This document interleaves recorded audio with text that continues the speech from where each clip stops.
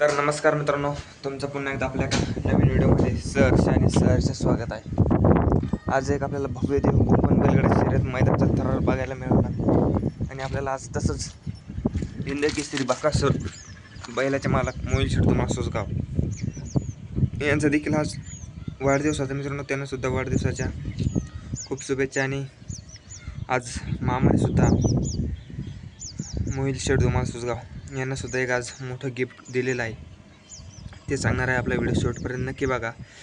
आज तसंच आपल्याला 22/11 मल्हार आणि महाराज आज मोहिल शेट मासोसगाव यांच्या वाढदिवसानिमित्त पळताना दिसले होते। चांगल्या प्रकारे गटसुद्धा पास झाले ते सेमी क्रमांक 2वर, तास 2वरच होते मित्रांनो। सेमी क्रमांक 1 तास 2वर बहुतेक चांगल्या प्रकारे गाडी पळाली आणि आज थोड्याने हार झाली मित्रांनो या गाडीची, कारण की भरपूर दिवसानंतर हा जोड एकत्र आला। आपल्याला तसंच आता बकासूरसुद्धा लवकर आगामी मैदानामध्ये पळताना दिसेल।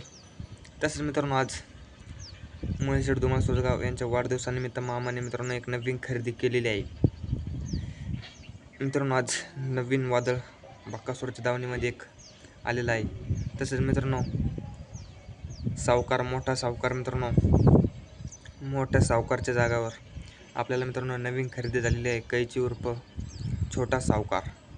कारण की मित्रांनो आज सुद्धा ती टॉपची खरेदी झालेली आहे आणि आपल्याला लवकरच आगामी मैदानामध्ये आगामी वादळ आणणार आहे। कारण की मित्रांनो लवकरच आपल्याला मैदानामध्ये पळताना दिसाल। आता सर्वांना एकच आतुरता लागलेली आहे, बकासूर 18 तारखेला संभाजीनगरला येणार का? कारण की मित्रांनो आपण त्याच्यावर सुद्धा एक लवकरच व्हिडिओ घेऊन येणार। तुम्हाला काय वाटतं, बकासूर संभाजीनगरला पळा येणार का? नक्की कमेंट कळवा आणि असेच व्हिडिओ पाहण्यासाठी आपल्या चॅनलला सबस्क्राईब करायला विसरू नका। तर धन्यवाद।